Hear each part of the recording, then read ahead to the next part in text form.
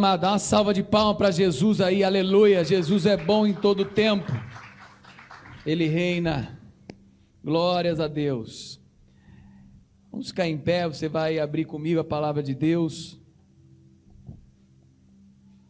no livro de Lucas, capítulo 1, hoje à noite também eu vou trazer uma mensagem sobre o Cântico de Maria, uma linda mensagem sobre o Cântico de Maria, e para que você também possa aí ser abençoado.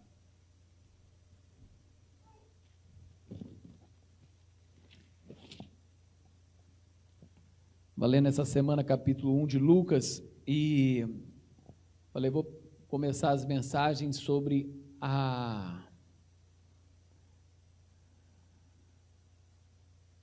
mensagens de Natal, sobre o nascimento de Cristo.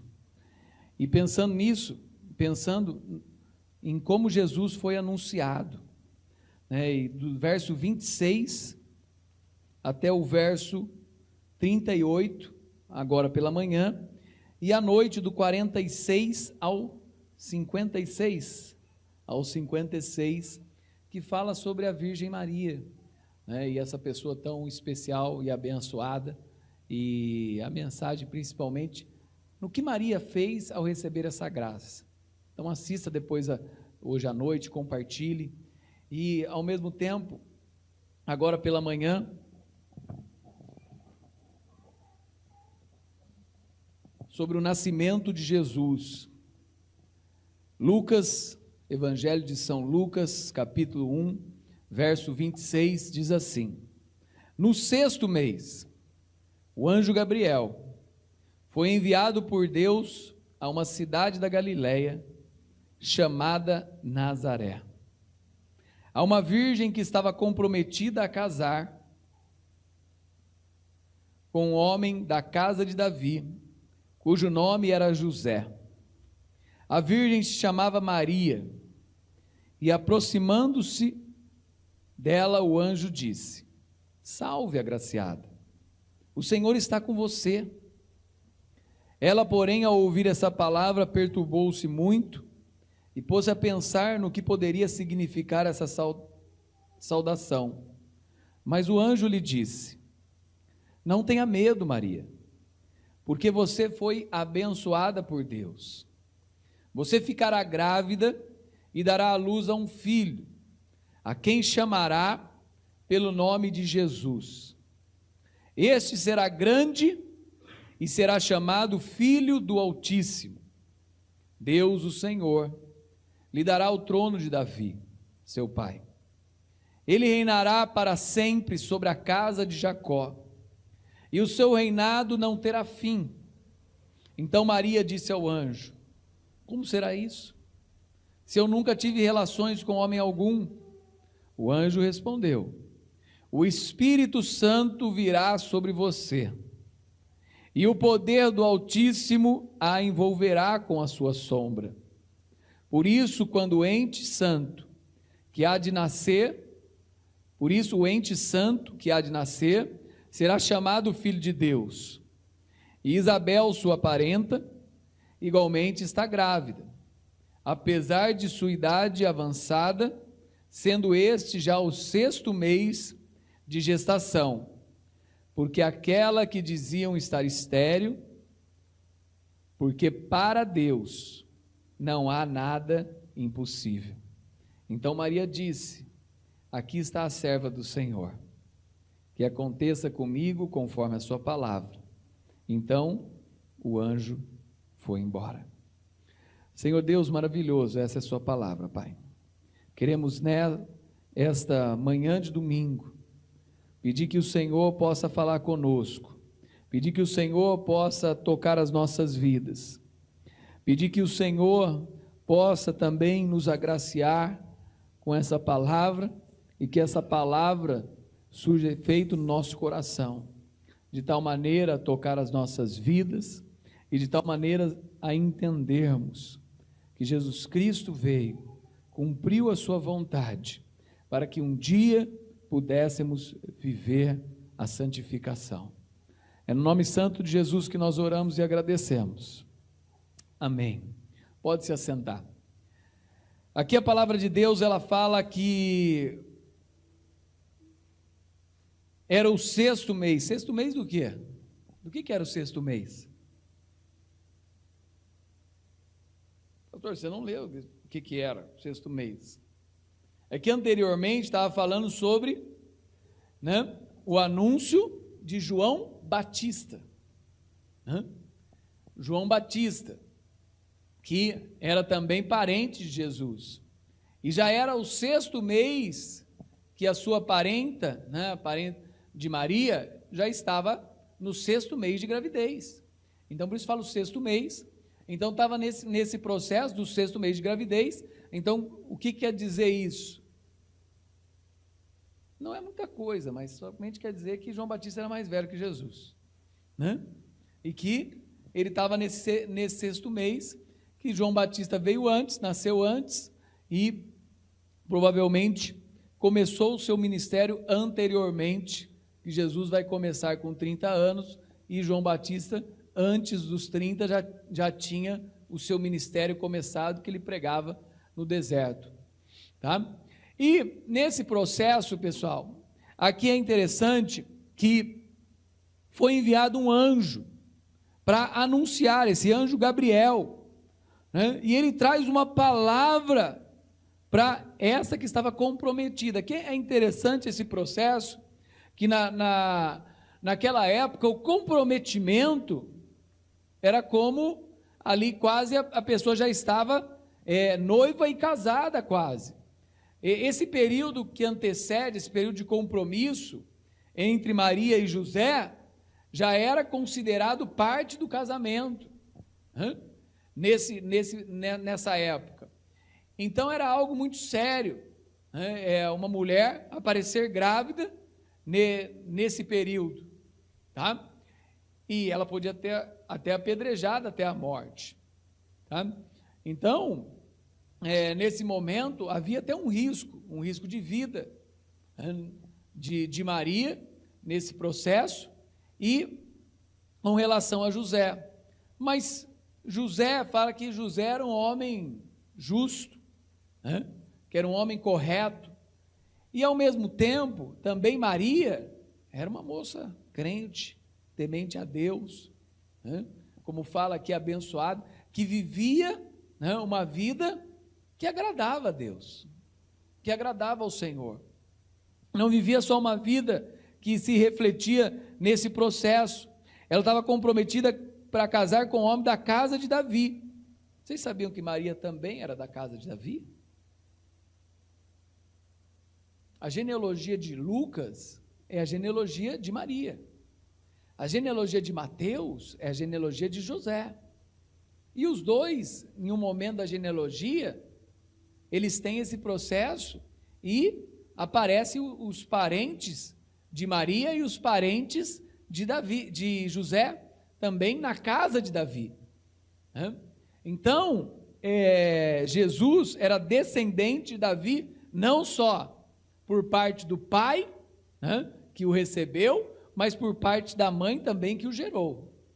Então, ele também tinha essa descendência. Se você puder aí olhar, você vai ver na genealogia do livro de Lucas, ela está um pouquinho aqui mais para frente.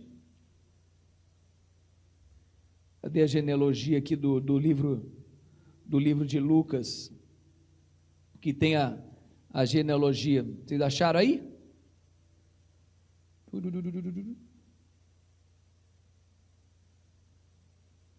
Acharam ou não acharam?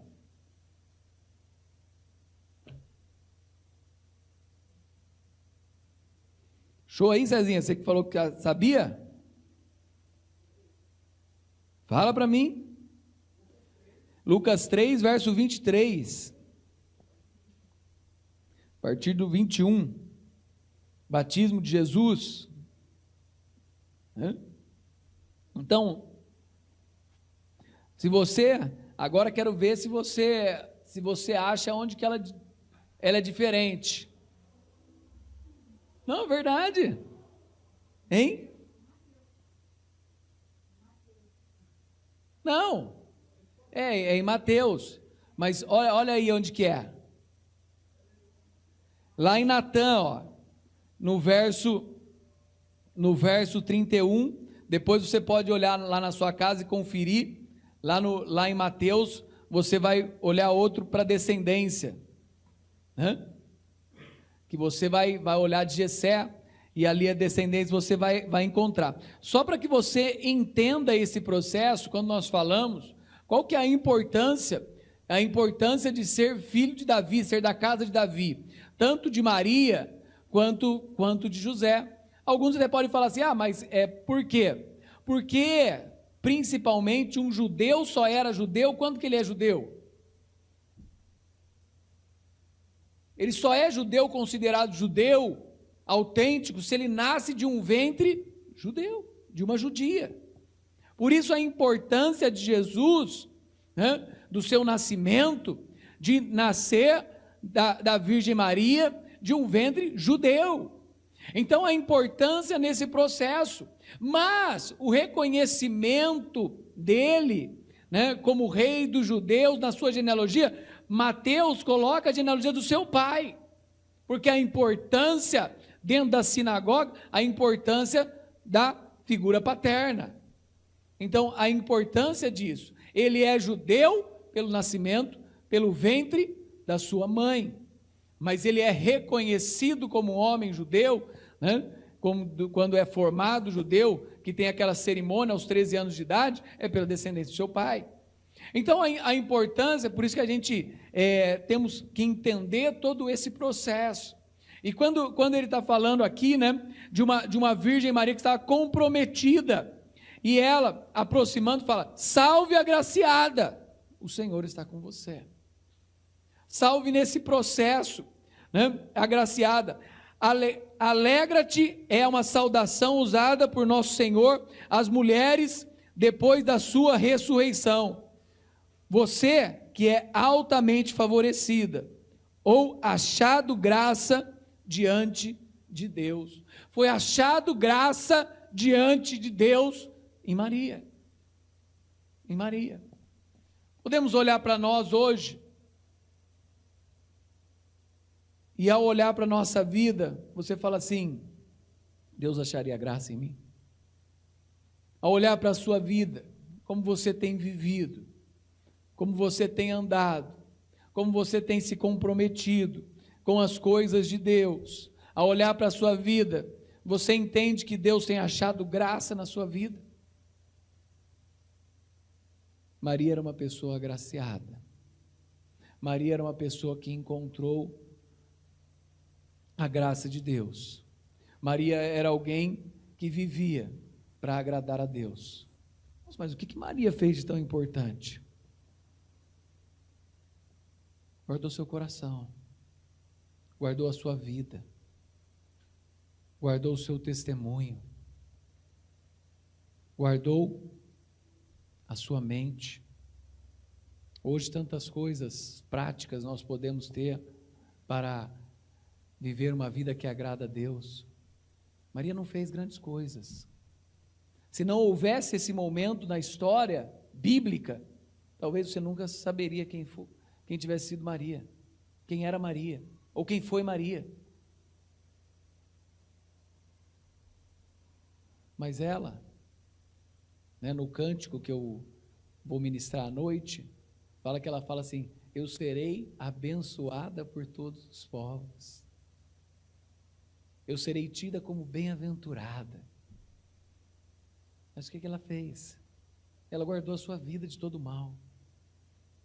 Em um tempo como nós vivemos hoje, nós, ao pensarmos na vida de Maria, como que nós podemos viver para ser uma pessoa agraciada?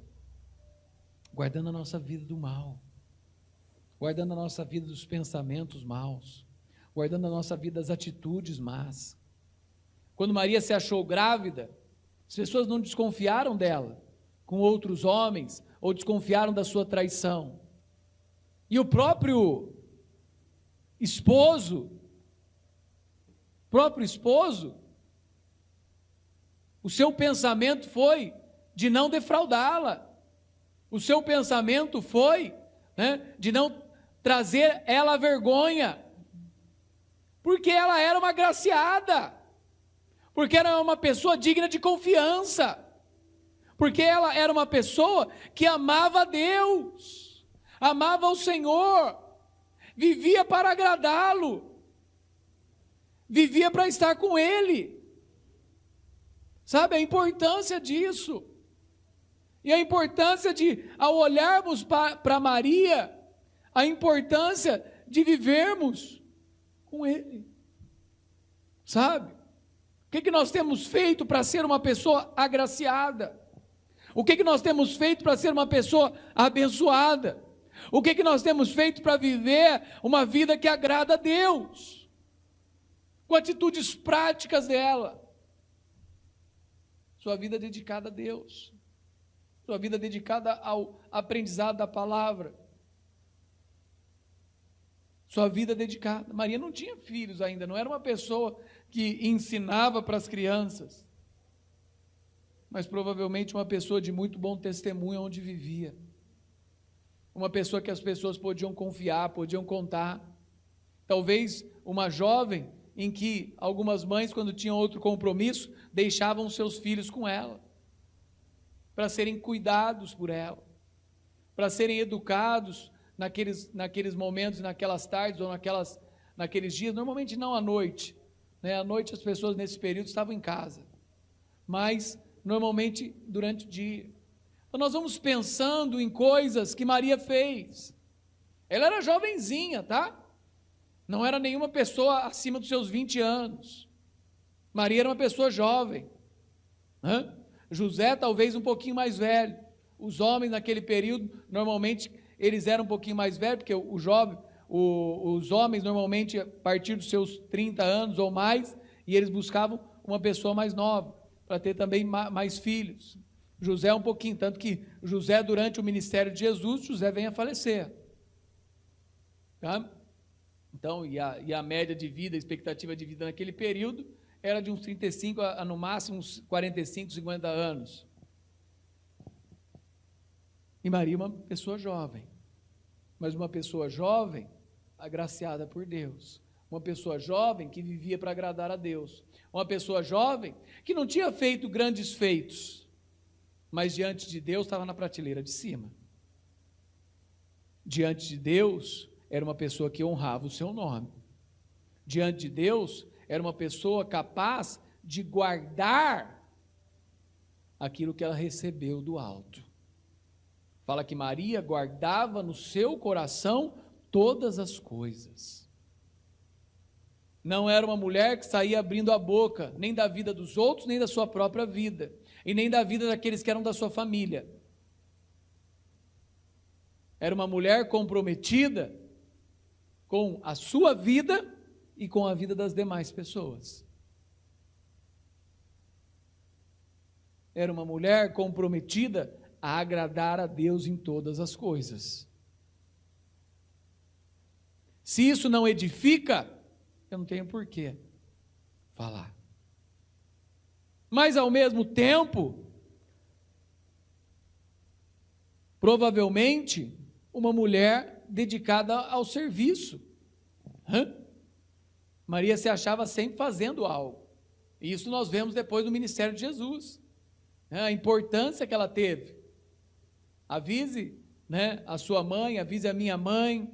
Sempre aparece ela em momentos importantes e não abandonou seu filho. Sabe? Então, a importância que Maria teve nesse processo. O anjo fala, não tenha medo, porque você é abençoada por Deus. Abençoada por Deus. Terá um filho. E o seu filho será filho do Deus Altíssimo. E você colocará o nome dele de Jesus. Nesse processo, eu separei um trecho de Hebreus 10, de 4 em diante. Ele fala daquilo que Jesus fez por nós. Ele será, né? Filho do Altíssimo, olha o que ele fala aí, Deus, e ele reinará para sempre sobre a casa de Jacó, e o seu reinado não terá fim. Em Hebreus 10, fala que o seu sacrifício é único e dura para sempre. Aquilo que Jesus fez não é para hoje, não foi para ontem, não é somente para amanhã, é para sempre. A obra de Cristo na nossa vida. Olha o que fala aí. Porque é impossível que o sangue de touros e bodes remova pecados. Hebreus 10, 4. Por isso, ao entrar no mundo, Cristo disse: sacrifício e oferta não quisestes, mas preparaste um corpo para mim. Não te agradastes de holocaustos e ofertas pelo pecado. Então eu disse: eis, aqui estou. No rolo do livro está escrito a meu respeito: estou aqui para fazer, ó Deus, a tua vontade. Depois de dizer, como acima, sacrifícios, ofertas de holocaustos e ofertas pelo pecado não quisestes, nem deles te agradastes, coisas que se oferecem segundo a lei. Num segundo momento acrescentou: eis aqui estou para fazer, ó Deus, a tua vontade. Ele remove o primeiro para estabelecer o segundo. Nessa vontade é que temos sido santificados, mediante a oferta do corpo de Jesus, uma vez por todas. Purificados da culpa e consagrados a Deus. Através da lei, nós não conseguimos ser santificados. Mas a lei é uma direção para Cristo. Ao olharmos para a lei e encontrarmos nela o caminho para Jesus, ela cumpriu o seu papel. A palavra de Deus fala que a lei é um raio, é uma direção, mas ela não é capaz de nos santificar, ela não é capaz de nos salvar da obra do pecado. Ela não vence o mundo, ela não vence o pecado, ela não vence a morte, mas ela aponta para quem vence. Quando ele fala que é impossível que sangue de touros e de bodes remova o pecado, seja a culpa ou o poder deles, seja a culpa que pesa. A lei não tira a culpa do nosso coração. Ela pode nos aliviar de um peso, mas ela não tira essa culpa, sabe? Ao entrar no mundo, é interessante isso, o Salmo 40, a vinda do Messias ao mundo é representada, né? É tido no mundo e não no tabernáculo, porque o mundo está interessado em seu sacrifício. O sacrifício de Jesus é importante para que o mundo receba a salvação. Deus amou o mundo de tal maneira que deu o seu Filho unigênito para que todo aquele que nele crer não pereça, mas tenha a vida eterna. E a vida eterna é esta: crer naquele que foi enviado por Deus, diz a palavra. Eu preciso crer, eu preciso receber, eu preciso aceitar. Como nós estávamos falando aqui na escola dominical, né? E falando sobre a santificação inicial e a inteira santificação. Na santificação inicial, não é obra minha, é obra de Cristo. Mas eu preciso querer essa obra de Cristo na minha vida. Eu preciso querer essa obra de Cristo no meu coração. Eu preciso querer, né, que Cristo realmente entre. no meu coração. E eu aceitar isso. Não é aceitar a Cristo, porque quem tem que aceitar é Ele que tem que nos aceitar. Nós que estamos no pecado, nós que estamos longe de Deus, nós que vamos entrar no novo reino. É Ele que nos aceita no seu reino.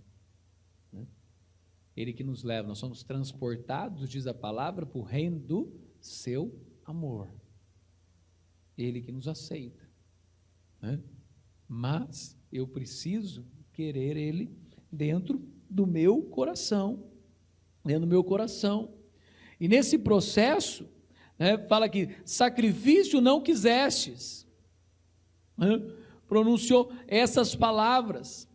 Mas o que ele queria? Num segundo momento acrescentou: eis que estou para fazer, ó Deus, a tua vontade, para oferecer um sacrifício mais aceitável, um sacrifício, diz a palavra, aprazível. O mesmo ato ele retira e dispensa legal, para que possa estabelecer essa dispensação da graça de Deus.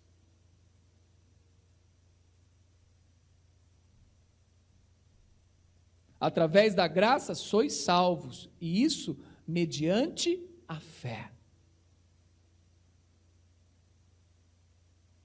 Não de nada que eu possa fazer, mas de tudo que Ele fez por mim. Pela graça sois salvos, mediante a fé. Que é um dom de Deus, não de vós, nem de obras, para que ninguém se glorie. Eu não posso fazer nada, mas Jesus fez tudo por mim. Se eu abrir meu coração, Deus vai entrar. Maria não fez nada, a não ser agradar a Deus. E quando nós agradamos a Deus, as nossas decisões estão nele e na sua vontade. Em tudo que Cristo fez, Ele decidiu agradar a Deus. Mesmo quando Ele fala: passa de mim esse cálice. Sabe? A importância de viver para Ele. Tem muitas coisas que nós não vamos suportar. Algumas nós vamos deixar. Algumas nós vamos ter que enfrentar para fazer a vontade de Deus. Algumas, muitas vezes, nós não vamos querer. Outras, nós vamos ter que decidir querer para agradar a Deus. Então nós temos que pensar nesse processo. Quando eu vivo para agradar a Deus, não é mais a minha vontade. Jesus não fazia mais a sua vontade. Jesus fazia a vontade de Deus. E a vontade de Deus, ela é boa, ela é perfeita e ela é agradável. Agradável. Bem-aventurada a que creu, porque são cumpridas as palavras que lhe foram ditas pela parte do Senhor. As últimas palavras de Maria nesse trecho fala assim, aqui está a serva do Senhor, que aconteça comigo segundo a sua palavra. Que nessa manhã nós possamos refletir sobre as palavras de Maria, sobre a resposta ao seu chamado, sobre uma vida que agrada a Deus. Que você nesta manhã possa pensar sobre isso. Como está a sua vida? Como está a sua casa? Como está a sua família? Como estão as suas decisões? Como que você tem vivido? Você tem vivido como alguém que agrada a Deus? Você tem refletido sobre essa palavra? Se você não tem refletido, reflita agora. Maria foi encontrada como alguém abençoada e agraciada por Deus, sem fazer grandes obras, mas guardando o seu coração, sem fazer grandes coisas, mas tendo um pleno testemunho de alguém que vivia de forma reta, de forma santa, de forma bendita. Ali estava uma santa mulher de Deus, que encontrou graça diante do próprio Deus. Aqui está a sua serva, que aconteça comigo, segundo a sua palavra. Senhor Deus maravilhoso, Pai, nós estamos aqui esta manhã para ouvir a Tua palavra, para aprender, para sermos edificados na Tua casa. Ajuda-nos, Senhor, a refletirmos sobre a vida de Maria, a refletirmos sobre essa palavra de Deus, aonde o Seu Filho foi anunciado. Seu Filho é anunciado todos os dias, ó Pai, mas nesse tempo, Ele foi anunciado pelos anjos, Ele foi anunciado pelas estrelas, Ele foi anunciado pelas escrituras, Ele foi anunciado pelos tempos, Ele foi anunciado, Senhor, no céu. Senhor, que o anúncio do Filho de Deus chegue aos nossos corações nesta manhã.